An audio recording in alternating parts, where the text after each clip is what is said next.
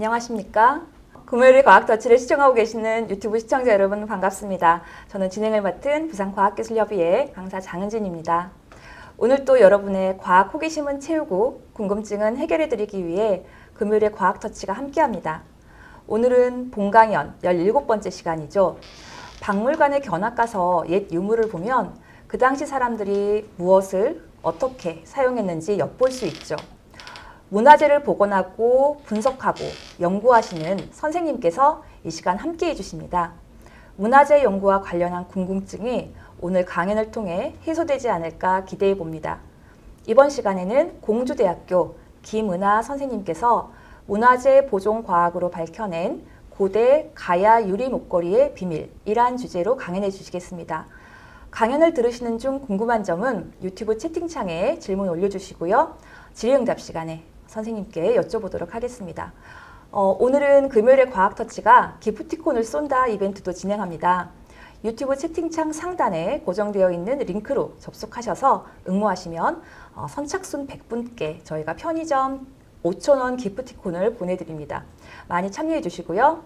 오늘 또 질문에 당첨되신 분과 댓글을 많이 남겨주신 분들께 기프티콘 드리는 이벤트를 같이 진행하고 있습니다.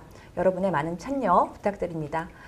그럼 지금부터 김은하 선생님 모시고 강연 시작하도록 하겠습니다. 안녕하세요. 저는 공주대학교 문화재보존과학과 문화재분석연구실에서 연구하고 있는 김은아입니다.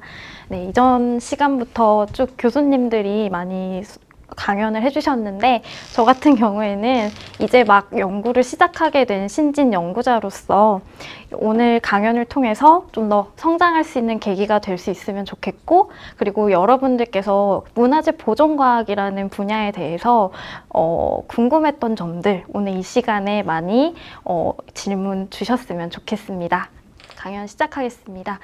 주제는 문화재 보존과학으로 밝혀낸 고대 가야 유리 목걸이의 비밀이라는 주제로 오늘 말씀을 드리고요. 강연 순서는 일단 문화재 보존과학이 어떤 분야인지, 그리고 문화재 보존과학 중에서 문화재 분석은 어떻게 진행되고 있는지에 대한 내용과, 그리고 오늘 강연 주제와 맞는 고대 유리를 분석하는 방법, 그리고 우리 부산 지역 즉 가야 유리 목걸이의 과학적 특성, 그리고 향후 이 분야에 대해서에 대한 전망에 대해서 말씀드리는 순서로 강연을 마치도록 하겠습니다. 먼저 문화재 보존과학은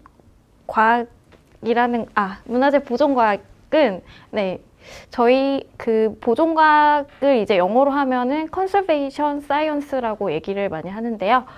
과학기술을 역사 자료의 접목, 응용하여 문화재를 현 상태로 유지, 보존 및 복원, 그리고 과학적 연구를 포함하는 일련의 연구 분야를 말합니다. 저희 보존과학에서는 보존 처리와 문화재 분석, 보존 환경이 있으며, 이제 보존 처리 같은 경우에는 누구나 다 모든 재질을 보존 처리하는 것이 아니라 문화재의 재질에 따라 무기, 유기로 나뉘게 되며 각 재질별 보존 처리 전문가가 이제 보존 처리를 하고 있는 상황입니다. 무기물 문화재 같은 경우에는 금속 문화재, 석재, 토기 도자기 문화재, 벽화 문화재가 있는데요. 이제 금속 같은 경우에는 여러분들이 많이 알고 계시는 청동거울이나, 그리고 원삼국 시대부터 조선 시대까지 많이 확인되고 있는 청동 그릇들이 이제 금속 문화재에 이제 해당이 되고요.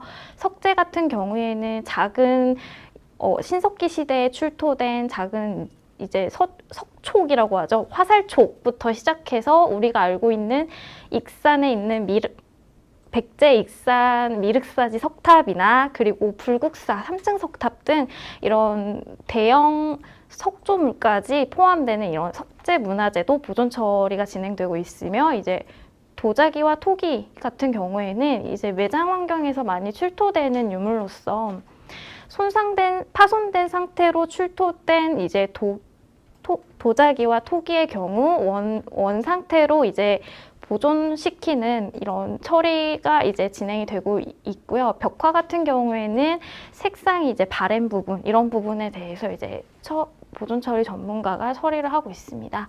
유기물 문화재 같은 경우에는 우리가 알고 있는 서정유인 지류, 그리고 왕과 왕비의 무덤으로 사용했던 이제 목재관이나 이런 목재 건축물들이 해당되고요. 복식 유물 같은 경우에는 조선 시대에서 많이 이제 조선 시대 이제 묘에서 많이 이제 확인이 되는데, 이런 복식 유물과 섬유 같은 경우에는 고대에서부터 이 조선 시대까지 많이 확인되는 이런 섬유질에 대한 것들도 이제 보존과학 분야에서 이제 처리를 진행을 하고 있습니다.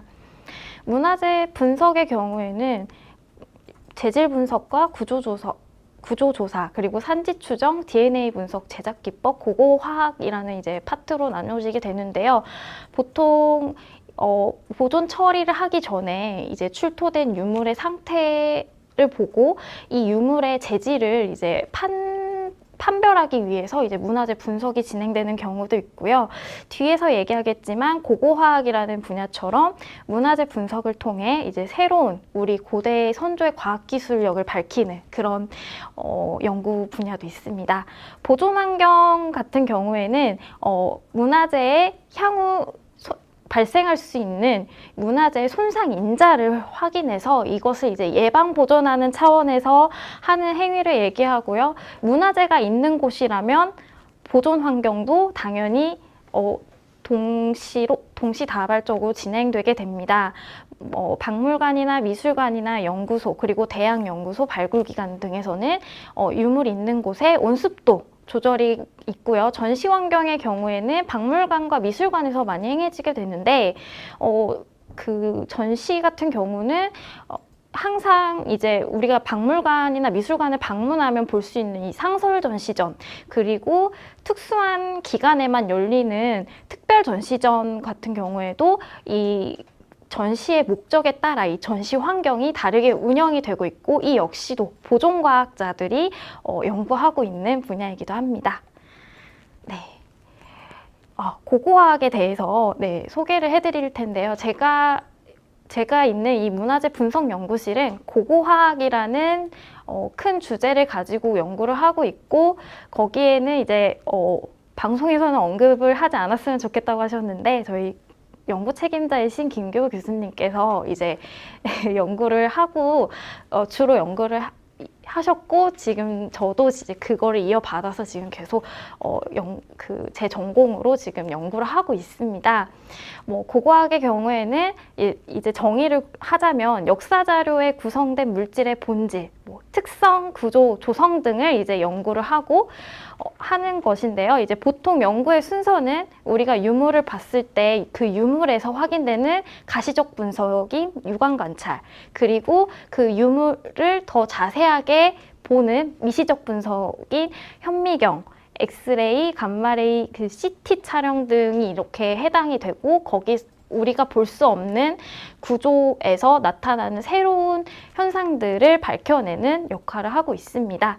성분 분석의 경우에는 정성, 정량 분석이 있는데요. 정성 분석의 경우에는 유물에 가지고 있는 성분을, 어떤 성분이 있는지 확인하는 정성 분석과 그 유물이 가지고 있는 그 재질을 퍼센테이지로 나타내는 정량 분석이 있습니다.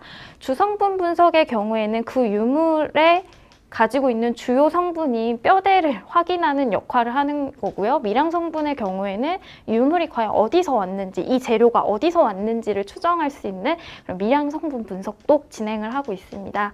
따라서 이 역사 자료라는 공통점을 가지고 보존과학은 자연과학과 인문과학의 그런 융합적인 형태의 학문이라고 볼 수 있습니다.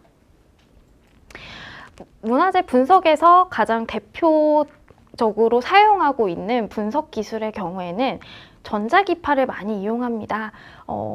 다른 기술도 많이 이제 이용하지만 시간이 이제 조금 한계가 있는 관계로 저는 이제 오늘 전자기파 중 대표적인 X선에 대해서 말씀을 드리고자 하는데요.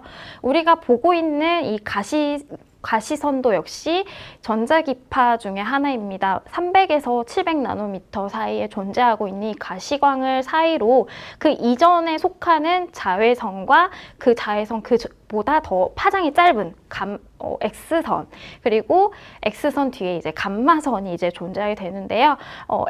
X선의 경우에는 문화재의 분석에 이제 적용되는 대표적인 장비로서 이 X선을 우리가 문화재 표면에 조사를 했을 때 이 발생하는 광전 효과를 이용하여 그 형광 X선의 에너지 양을 측정을 하게 됩니다. 즉 입사된 X선이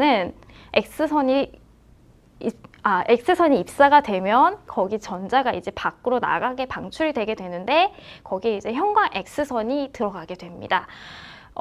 그렇게 되면 이제 방출된 전자를 메꾸려고 하는 원자의 습성을 이용하여 이 형광 X선이 이제 방출이 되면서 디텍터로 방출이 되면서 컴퓨터에서 이 표면에 있는 물질이 어떤 원소로 구성되어 있는지를 밝혀주는 그런 방법으로 구성된 이제 원리로 구성된 그 X선 장비입니다.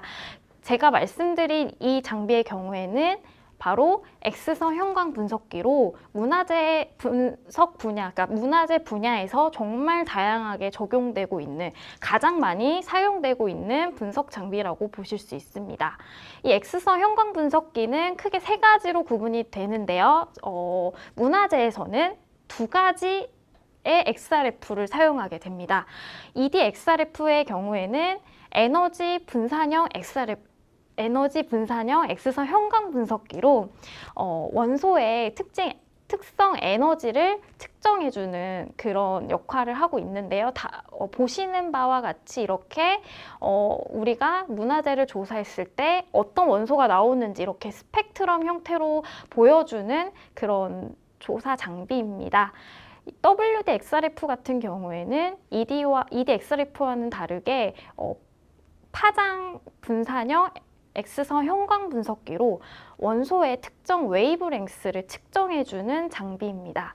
이 EDXRF 같은 경우에는 한 물체의 모든 원소가 측정이 되기 때문에 어떤 물질로 구성되어 있는지 알 수 있고요. 기계에 대한 작동 원리도 비교적 단순하고 그리고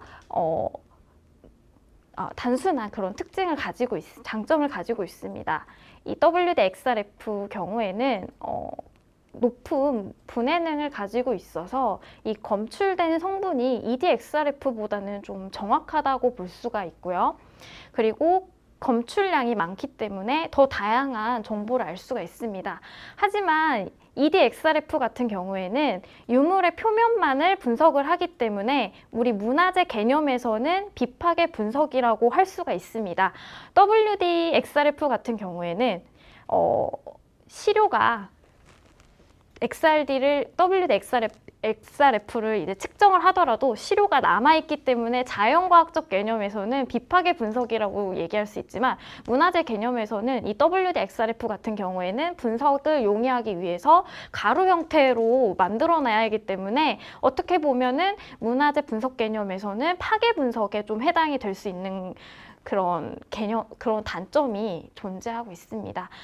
파괴 분석이라고 하면은 정말 파괴라는 단어가 좀 엄청나게 문화재를 아예 이 세상에 없애버린다라는 단어처럼 이제 이해하실 수도 있는데요. 그런 단어가 아니라 저희는 이제 별도의 시료 채취라는 것을 하게 됩니다.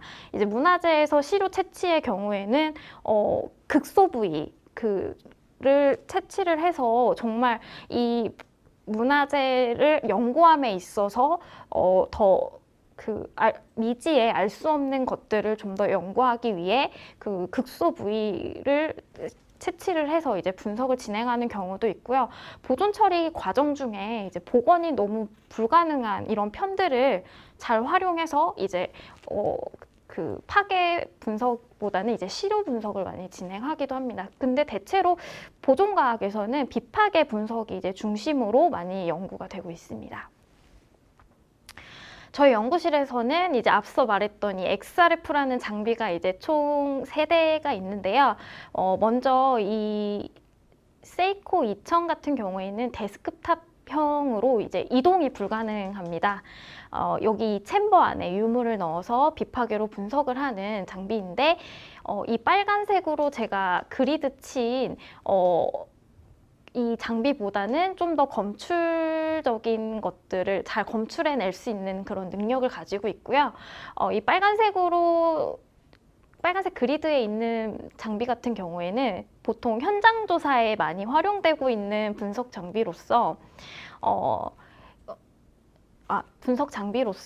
뭐 이동이 불가능한 문화재일 경우에는 저희가 직접 이렇게 장비를 가져가서 그 문화재가 가지고 있는 그런 구성 성분들을 확인을 하는 그런 조사들을 많이 진행을 하고 있습니다. 대표적으로 우리 국립경주박물관 보존과학실, 그리고 국립문화재연구소 보존과학실, 보건연구실, 그리고 저희 연구실, 이 네 곳에서만 사용한다는 것이 아니라 이제 대표적으로 이렇게 사진이 있는 곳을 제가 이제 가지고 왔는데요. 우리 아까도 말씀했듯이 이동이 불가능한 문화재의 경우 저희가 직접 장비를 가져가서 조사를 하게 됩니다. 보통 박물관이 이제 월요일에 많이 휴관을 하게 되는데, 휴관을 하면은 이제 거기 있는 직원들이 다 쉬는 게 아니라 이제 월요일에 휴관을 하게 되면 전시 진열장에 있는 이런 금관, 그리고 좀 이동을 했을 때 손상이 될 수 있는 그 위험 가능성이 높은 이런 유물들을 저희가 장비를 가져가서 우리 보존과학 연구원들이 가져가서 이렇게 그 유물이 가지고 있는 이런 구성 성분들을 확인하는 용도로 XRF를 많이 사용하고 있습니다. 활용 사례를 좀 자세하게 말씀을 드리면 지금 전부 다 제가 한 4개 정도를 말씀을 드릴 텐데요. 전부 이제 제가 좀 연구해서 발표했던 자료를 가지고 말씀을 드리도록 하겠습니다. 이 사례 같은 경우에는 상주 도림사에서 확인된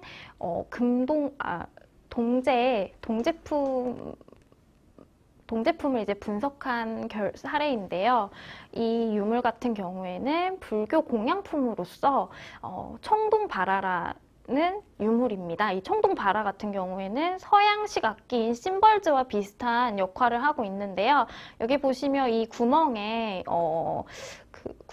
줄을 연결해가지고 이게 두 벌이 있습니다. 이제 양쪽에서 이렇게 심벌즈처럼 이제 치는 용도로 이제 만들어진 유물입니다. 이 유물 같은 경우에는 이 엑스레이를 딱 찍었을 때 두드려서 이렇게 만들어졌던 부분들이 이 엑스레이 상에서도 이제 확인이 되고 있고, 실제 현미경 상에서 이 왼쪽에 이제 적혀져 있는 글귀 같은 경우에는 이 청동바라를 어떤 사람이 의뢰를 해서 부처님께 공양품으로 바쳤다라는 내용을 아마 가지고 있습니다. 이 유물 같은 경우에는 그때 당시 청주에 사는 이제 돌석이라는 그 장인에게 맡겨서 이 상주 쪽에 있는 절터에 이거를 공양품으로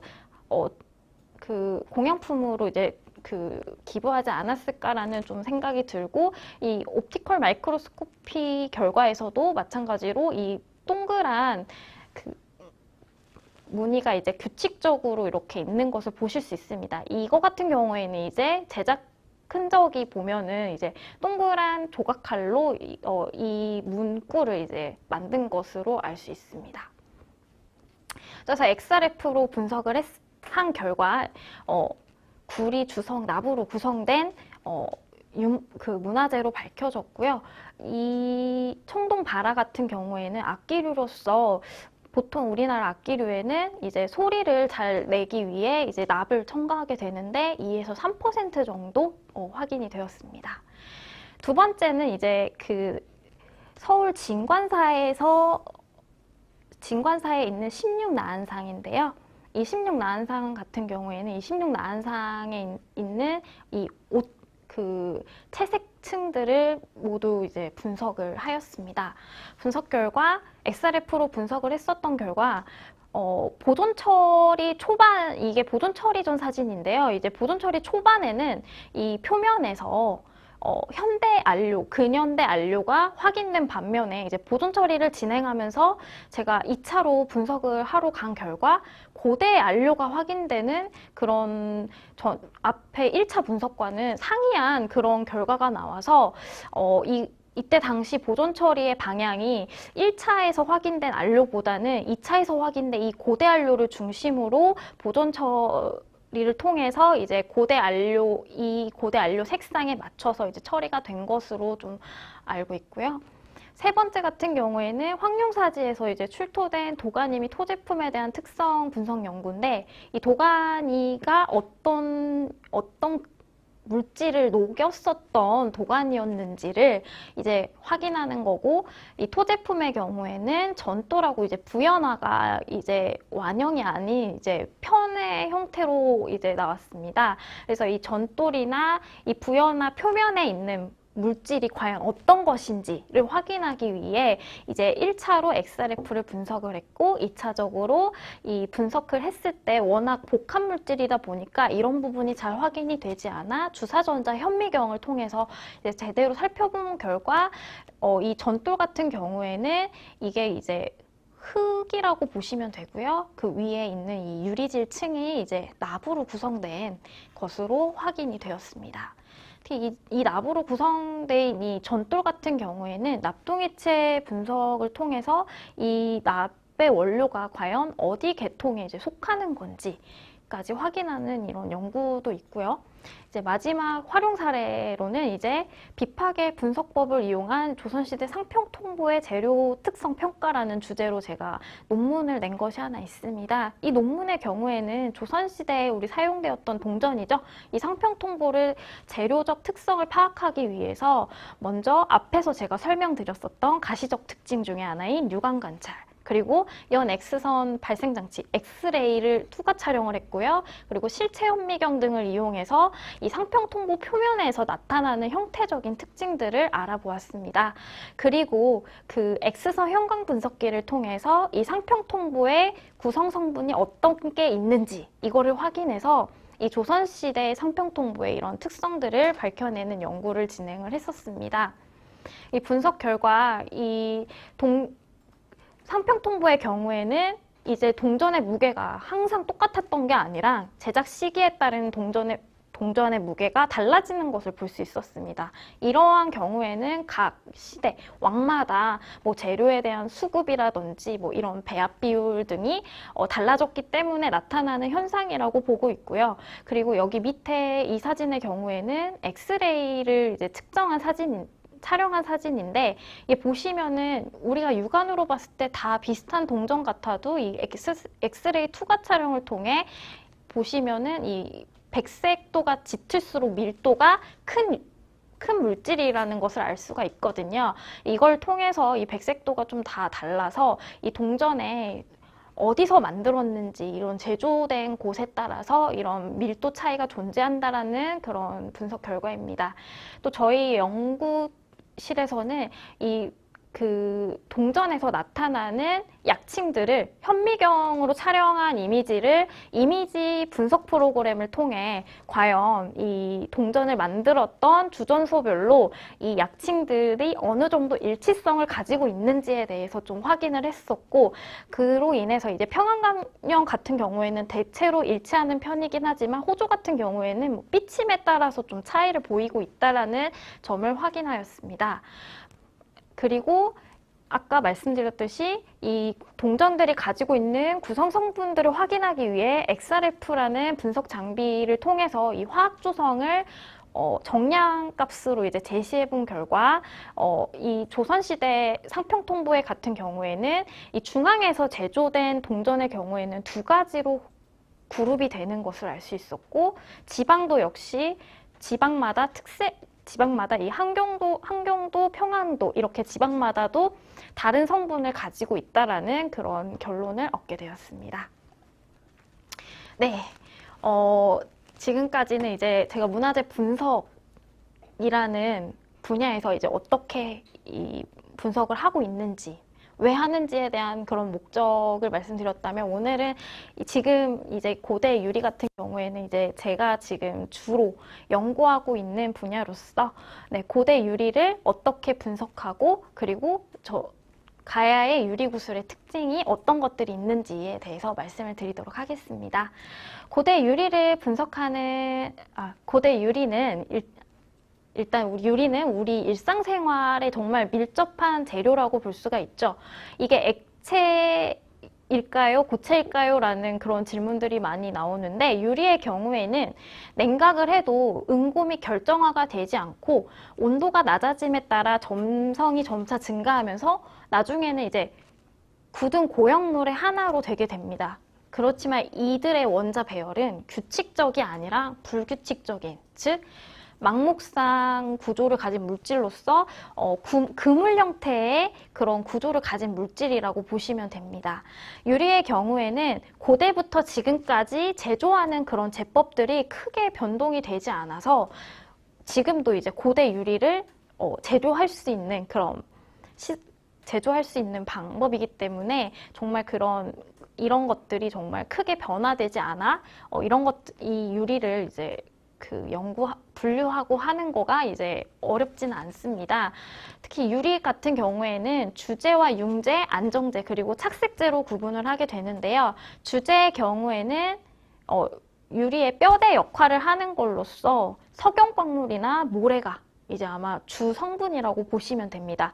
하지만 이 석영 같은 경우에는 높은 용융점을 가지고 있습니다. 1700도 이상에서 이제 높기 때문에 고대에서는 이런 높은 녹일 수가 없기 때문에 이를 이제 주변에 있는 식물재나 이런 자갈 등을 넣어서 용융점을 낮추는 역할을 해주는 융재를 첨가하게 됐는데, 이 융재의 경우에는 우리가 알고 있는 나트륨이나 칼륨, 그리고 납 등을 넣어서 이 용융점을 낮추는 역할을 하는 융재를 첨가하게 됩니다.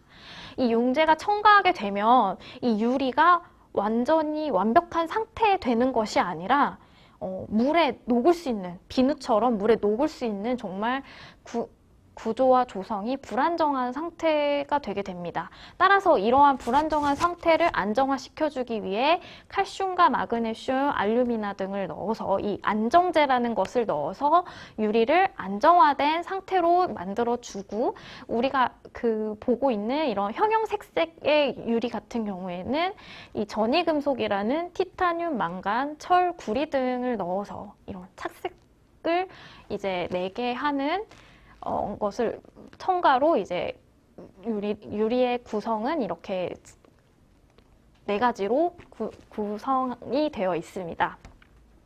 우리 한국의 고대 유리의 화학 조성의 경우에는 일단은 제가 앞에서도 말씀드렸지만 김교 교수님께서 이제 2001년도에 박사학위 논문을 이제 내시면서 우리 고대 유리의 화학 조성을 군과 개로 나눠서 한반도에서 출토되는 유리의 성분의 계통들을 이제 흐름들을 이제 밝히는 그런 연구를 지금까지 하고 계시고, 저의 경우에는 이제 한반도 전체보다는 가야를 중심으로 조금 연구를 하고 있습니다.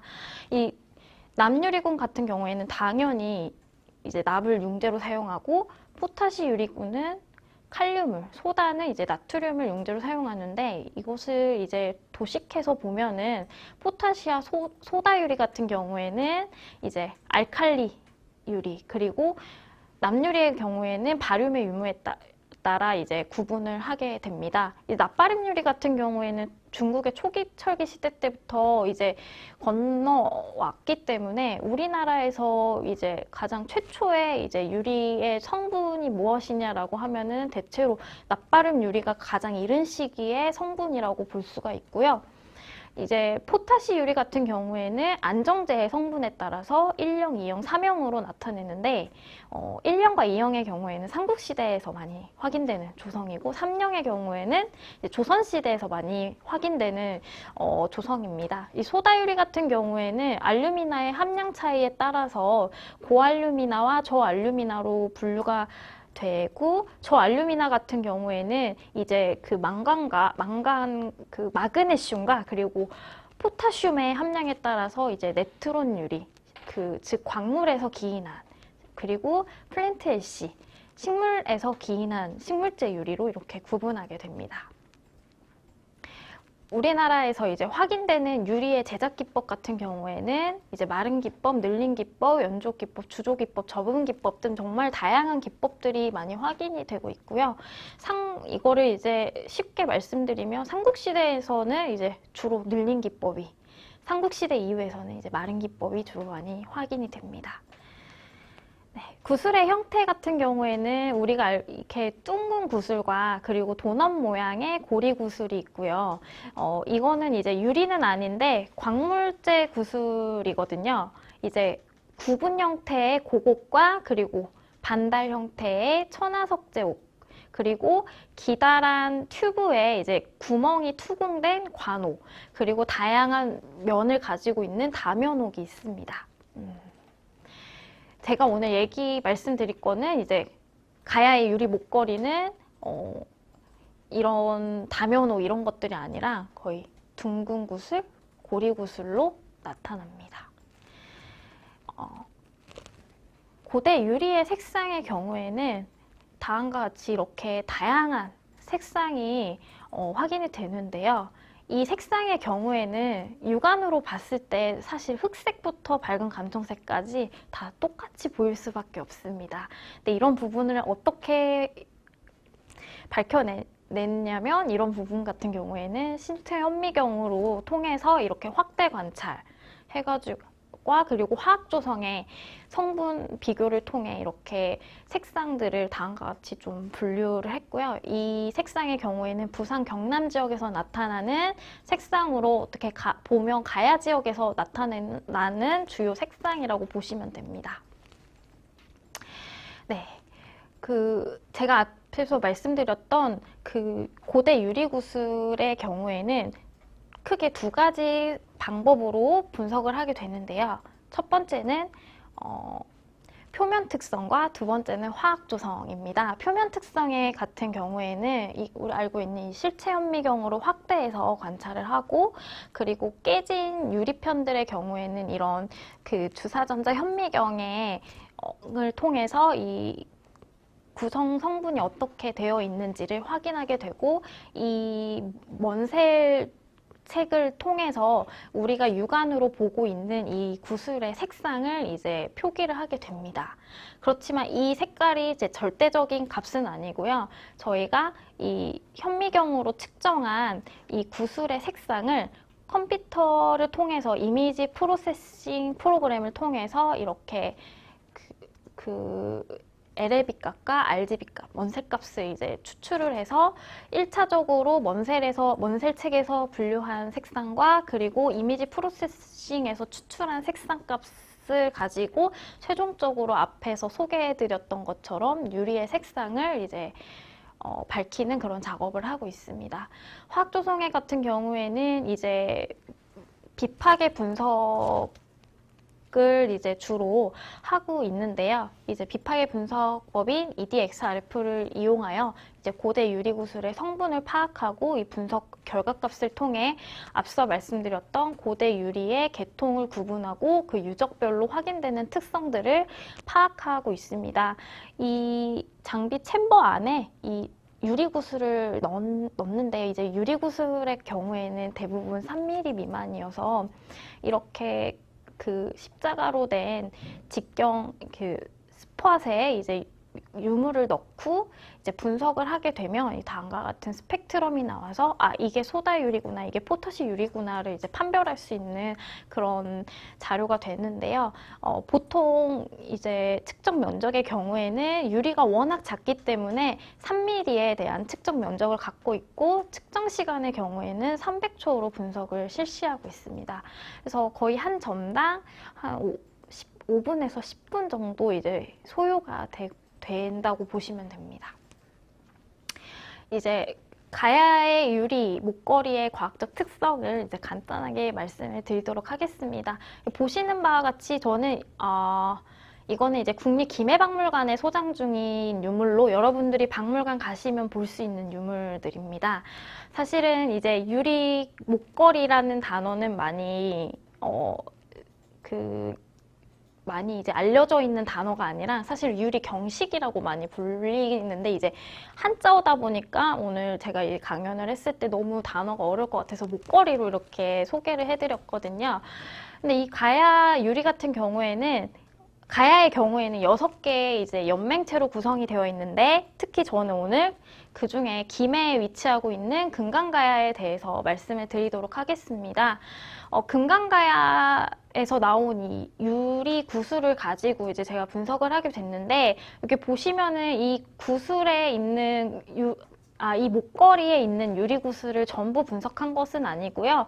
앞에서 표면 특성에서 확인했을 때 가장 대표적인 구슬들을 선정을 해서 이제 분석을 진행하게 되었습니다. 총 여기에서 이제 129점 정도 제가 분석을 했고요.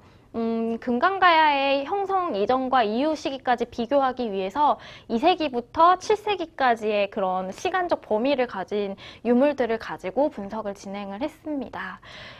진행했던 결과 이제 색깔은 총 8개 계통으로 나왔습니다. 그런데 이 색깔이 시기에 따른 차이를 보이게 되었는데요. 이 자색부터 감청색, 벽색, 청록색이 이제 청색 계통의 구슬인데 이 청색 계통의 구슬은 이제 모든 유적에서 확인되는 특징을 보였습니다. 하지만 시간이 갈수록 이 청색 계통의 구슬들의 수량은 줄어들고 이 유색이라고 볼 수 있는 녹색, 황색, 무색, 흑색들이 이제 등장을 하게 되는 것을 저희 볼 수 있었습니다. 특히 청색의 경우에는 우리가 봤을 때 그냥 파랑색 구슬이라고 볼 수가 있는데 현미경상이나 그 화학적인 성분에서도 그 명암에 따른 차이를 보이고 있어서 이 부분도 저 같은 경우에는 전부 분류를 해가지고 이 도식을 해보았습니다. 도식을 해봤을 때 이제 금강가야에서는 이 가운데 있는 이 감청색 구슬이 가장 많이 확인되는 것을 좀 알 수 있었고, 그 시기가 이제 올라갈수록 짙은 감청색 구슬이 좀 확인되는 것을 알 수 있었습니다. 따라서 이제 금강가야의 감청색 유리 구슬의 경우에는 사용 원료 및 제작 조건에 따라서 색상과 명도의 차이를 보이는 것을 알 수 있습니다. 크기의 경우에는 제가 앞에서 그냥 3mm 미만의 크기를 가지고 있다라고 말씀을 드렸지만 이 3mm 미만의 가진 유리의 경우에는 이제 거의 그 가야 형성 이전 시기에 확인되는 구슬로 보고 있고 금강가야의 그런 집권 시기라고 볼 때는 거의 중형의 구슬들이 많이 나타나고 이후 7세기로 넘어가면서 대형화되는 그런 양상을 좀 보이는 것을 알 수 있습니다. 네. 또 묘제에 따라서 온간을 묘제한 유구의 경우에는 또 소형이 이제 많이 분포를 합니다. 이제 구지로의 경우에는 이제 온간묘를 많이 사용을 하는데 온간묘 너무 어렵죠? 네, 넘어가겠습니다. 네, 형태의 경우에는 구슬의 그런 외경과 직경 그리고 내경을 가지고 구슬의 형태를 또 유추를 할 수가 있는데요. 제가 129점에 대해서 이 형태를 모두 측정을 했었던 결과 이제 주로 금강가야에서는 둥근형 구슬이 많이 나온다는 것을 알 수 있었고 일부 대롱형과 이렇게 길쭉한 구슬 그리고 도넛 모양의 도넛형 구슬이 이제 나타나는 것을 알 수가 있습니다. 또 제작 기법의 경우에는 이제 앞에서 말씀드렸던 것처럼 늘려서 만든 이제 늘린 기법으로 만든 이런 구슬들이 많이 주로 확인이 되었고요. 같은 늘린 기법으로 만들었어도 이 열 처리에 따라서 이렇게 끝이 뾰족한 구슬과 그리고 그 일부 연마면과 그리고 둥근 모양의 구슬 그리고 완전히 구형의 둥근 구슬 이렇게 이런 유형들이 이제 확인이 되었습니다. 1년 같은 경우에는 이렇게 그 늘린 기법으로 제작 후 열을 가하지 않은 원 상태를 이제 1령이고요.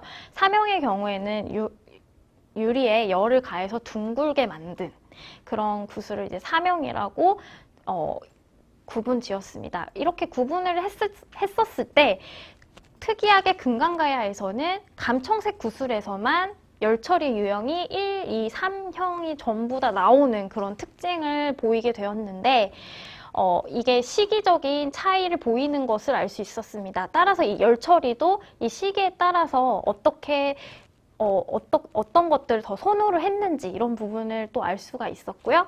마지막으로 화학 조성애 같은 경우에는 비파괴 분석으로 진행이 되었기 때문에 유리 같은 경우에는 제가 이 시료 선정을 했을 때 표면에 오염이나 풍화가 그러니까 부식이 된 것들을 이제 거의 빼고 좀 완전하게 남아있는 것을 대상으로 좀 분석을 했지만 그래도 129점 중에 53.5%인 69점만 이제 그 유리의 원 성분을 이제 밝히게 되었습니다. 이거는 이제 좀 문화재로서의 그런 한계가 있기 때문에 좀 많은 대상들을 더 넓혀서 분석을 한다면은 조금 이런 결과들이 더 많이 나올 수가 있고 그리고 파괴를 하지 않고 비파괴로 그 표면층을 분석을 하기 때문에 정말 이제 분석이 되지 않으면 유리의 조성이 나올 때까지 계속 이제 분석을 하는 그런 작업 과정이 이루어지게 됩니다. 그 결과 김해에 있는 금강가야 유리는 이 포타시 유리군이 압도적으로 많이 나온 것을 좀 확인할 수 있고요. 이 소다유리 같은 경우에는 제가 앞에서 말씀드렸듯이 금강가야 이후식이라고 볼 수 있는 7세기 유적에서는 소다유리가 나타나는 그런 특징을 보이는 것으로 확인이 됩니다. 그리고 유리 구슬의 경우에는 8가지 계통의 색상으로 나뉘게 됐는데, 이 8가지 색상 계통 역시 화학적인 성분이 다른 것을 알 수가 있고요. 이 감청색 구슬 역시 화학적인 성분은 동일하지만 이 명도 차이에 따라 들어간 함량의 차이가 보인다라는 그런 특징을 알 수 있습니다. 그리고 이 유리 이외에도 광물질 구슬들이 이제 금강가야에서도 많이 확인이 되는데요. 이 금강가야 구슬에서 이런 광물질 구슬들의 주요 성분은 이제 SI라는 성분을 가지고 있지만 이런 것들을 XRF를 통해서 주성분 통계 분석을 해서 통계 처리를 하여서 이제 10개의 그룹으로 그룹핑을 했던 그런 결과물도 있습니다. 네. 마지막으로 제가 가장 중요한 얘기라고 할 수가 있는데요. 이 문화재 보존과학을 나와서 과연 어떤 것들을 할 수 있을까요? 라는 그런 많은 궁금증을 갖고 계시는 분들이 많이 있을 겁니다. 저 같은 경우에는 물론 박물관과 미술관 등에서 인턴 활동을 했었지만 대학에서 연구하는 게 가장 편해서 저랑 가장 잘 맞아서 저는 대학에서 이제 연구를 하고 있지만 향후 이제 저 마찬가지고 그리고 이 보존 과학을 꿈꾸고 계시는 분들도 마찬가지처럼 이 문화재 분석 업체를 창업을 해서 분석 기술을 이용해서 이 문화재의 구성 재질을 밝힌다든지 하는 그런 직업을 가질 수가 있고요.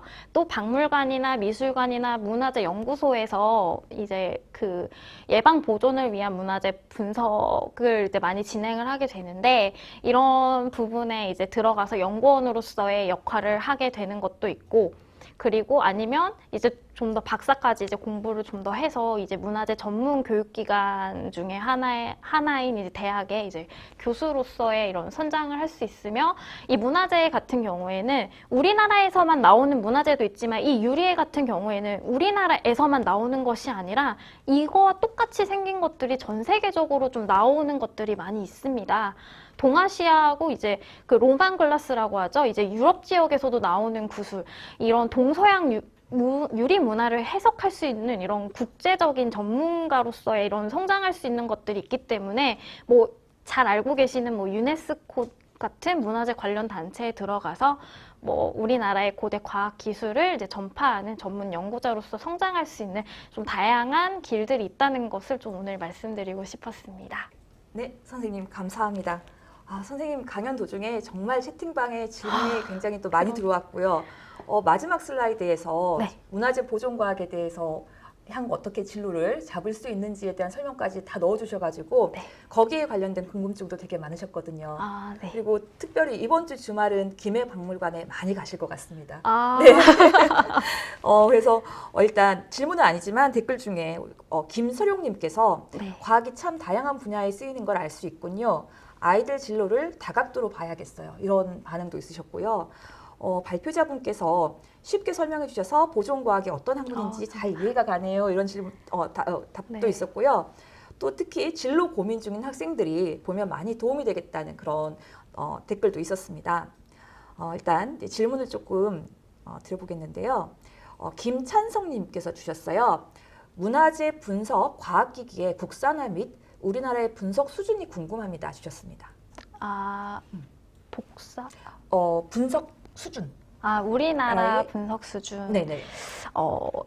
저 동아시아 학회나 뭐 이런 데 가서 한중일 학자들끼리 이렇게 발표를 하기도 하는데요. 이제 저 같은 경우에도 발표를 했었고, 보면은 뭐 그러니까 모든 나라가 다 월등하다라고 이렇게 얘기하기엔 좀 우리나라만 월등하다라고 좀 얘기하기엔 그렇지만, 좀 각 국마다 이제 나오는 주요 재질이 좀 다르기 때문에, 일본의 경우에는 목재 쪽으로 좀 특성화가 많이 되어 있고, 우리나라 경우에는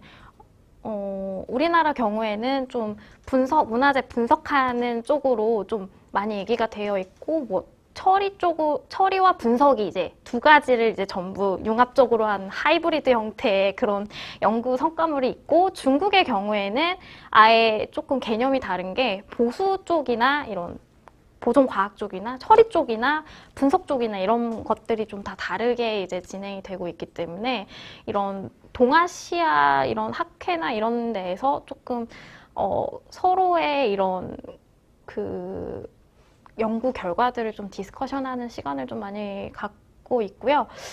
그렇다고 해서 좀 전 세계적으로 봤을 때 많이 뒤떨어진다라고 생각은 하진 않았는데, 네, 뒤떨어진다는 생각은 하진 않고, 좀 저희 우리나라 같은 경우에도 많은 연구 성과물들이 계속 나오고 있다는 것을 좀 말씀드리고 싶습니다. 네. 네. 감사합니다. 이번에는 히어로 976님께서 질문 주셨습니다. 유물 현장에 갈 때 가장 어려운 점이 따로 있나요? 아니면 꼭 이것은 챙겨야 하는 것들이 있는지 궁금해하십니다. 이게 현장마다 좀 다른데요. 제가 예전에 아까 그 안전모를 쓰고 이제 XRF를 측정하고 있는 장면이 있는데, 안전모를 썼던 이유는 건물이 높기 때문에 이제 건물 외벽에 올라가서 이제 측정을 해야 되기 때문에 좀 상당히 고소공포증이 있는 분들의 경우에는 좀 상당히 무서움이 있을 수도 있으세요. 저 같은 경우에는 문화재 분석으로 좀 선택했던 이유 중에 하나가 석조 문화재 보존 처리를 체험하러 갔는데 10층 석탑을 올라가게 됐는데 이제 너무 무서워서 난 못하겠다 이렇게 얘기하고 문화재 분석으로 가야겠다라고 했는데, 석사 과정을 입학하자마자 교수님께서 신원사 중학단의 외벽에 있는 단청 성분을 조사를 하러 가야 될 것 같아 이래가지고 문화재 분석을 해도 이렇게 높은 건물에 올라가야 되는구나 라는 생각을 좀 했고요. 그리고 대부분 유물들이 박물관이나 미술관도 마찬가지고 수장고에서 분석을 진행하는 경우가 많기 때문에 아무 생각 없이 이렇게 반팔 같은 걸 입고 가게 되면은 이제 추워요. 수장시설 자체가 18도 정도 되고 있기 때문에 너무 추워서 이제 뭐 긴팔이나 뭐 이런 옷들이 이제 어떤 문화재를 분석하냐에 따라서 입는 옷부터 시작해서 어떤 복장으로 가야 되고 어떤 장비를 가져가야 되고 하는 것들이 굉장히 좀 다양하게 있습니다. 네. 네.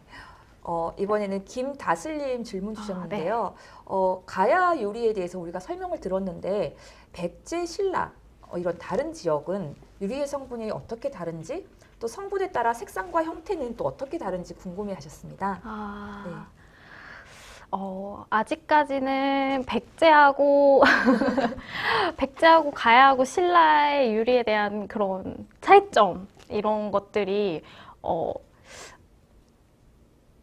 막연하게 뭐 이런 성분의 차이점이 있어요라고 얘기하기가 상당히 어려운 게요. 출토량에 비해서 저희 연구실에서 분석했었던 수량들이 아직은 좀 적고, 아직 그렇다 할 그런 성과물이 크게 그러니까 한반도 전체적으로 봤을 때 그런 화학조성의 흐름은 있지만 각 3국으로 봤을 때 어떻게 차이점이 있는지에 대해서 설명을 해달라고 얘기를 하면은 이거는 이제 그 보존과학이 이제 제가 이제 말씀드리기 어렵고 이제 뭐 고고학이나 고고학하는 이런 연구자와 함께 이제 협업해서 말씀드릴 수가 있는데, 이제 형태적으로 봤을 때 이제 간략하게 말씀을 드리면, 가야의 경우에는 좀 감청색 구슬이 좀 많이 확인이 되는 반면, 신라의 경우에도 감청색 구슬이 많이 확인이 됩니다. 그런데 이제 이 감청색 구슬이 계속 촘촘하게 붙어 있는 형태로 이제 확인이 되는 그런 특징들이 있고, 백제의 경우에는 좀 빨간색 구슬이라고 하죠. 이런 적색 구슬과 금박 구슬이 좀 많이 확인되는 그런 특징들이 있습니다. 재밌습니다, 선생님. 그런 구슬은 귀족층만 쓸 수 있었던 거죠? 그 위서 동의전이라는 자료에서도 나오듯이 이제 유리 같은 경우에는 어떻게 보면 은보다 더 귀하게 여겼기 때문에 이런 지배계층에서만 나타나는 뭐 사치품이라고 볼 수가 있죠. 그래서 만약에 이 유리나 이런 유물이 딱 매장 환경에서 나왔을 때 이 사람 피장자는 서민이기보다는 굉장히 높은 지위를 가진 사람이겠다라고 좀 아실 수도 있고, 그리고 아까 김해박물관 많이 가신다고 그랬는데, 요즘에 나주박물관에서 옥전시를 또 하고 있어요. 특별전으로. 예, 그리고 부산에도 뭐 복촌동 박물관이라든지 뭐 이렇게 다양한 곳에도 유리가 전시되고 있기 때문에 한번 가서 직접 보시면은 너무 좋을 것 같습니다. 네, 감사합니다. 이번엔 코마 32님입니다. 조사하러 다녔던 중에 가장 기억에 남았던 유물이 있습니까? 특별했던 기억에 남았던 유물은 어떤 것이 있었을까요? 저는 일단 그 고대 유리 같은 경우에도 말씀드렸듯이 3mm 미만이다 보니까 이게 현미경으로 확인이 되지 이게 육안으로 확인이 되질 않아요. 그래서 이것을 이제 막 하나의 목걸이에 500개씩 걸려있는 형태도 있기 때문에 이 유물을 인수하고 인계하는 과정에서 담당 학예사 선생님하고 1시간씩 계속 세는 경우도 있고, 중간에 이제 구슬이다 보니까 굴러가게 됩니다. 이렇게 되면 이거 어디 갔지? 이렇게 찾다가 허둥지둥 할 때도 있고, 이제 유리는 아닌데 이제 안료 분석이라고 하죠. 우리나라의 이런 대형 괴불탱이라고 있는데, 이제 괴불에 어떤 구성 안료가 어떤 성분의 안료들이 있는지를 이제 파악하러 이제 조사하러 가는 건데, 저는 이제 교수님을 통해서 메일로 봤을 때는 그냥 A4 한 장 사이즈의 그림인 줄 알았는데, 알고 보니 정말 그 10평에 가까운 그 10평짜리에 가까운 정말 한 사람이 한 60명 정도 이렇게 누워도 될 정도의 그런 대형 그림이어서 2박 3일 동안 정말 고생해서 분석을 했었던 좀 그런 기억들이 있습니다. 네. 네. 이번 질문은요. 굿세븐님께서 주셨습니다. 실은 비슷한 질문을 좀 여러 번 주셨는데 어떻게 이렇게 심오한 분야에 관심을 가지게 되셨는지 궁금해하시고요. 혹시 또 유리 말고 다른 유물을 연구하시는 게 있는지도 궁금해하십니다.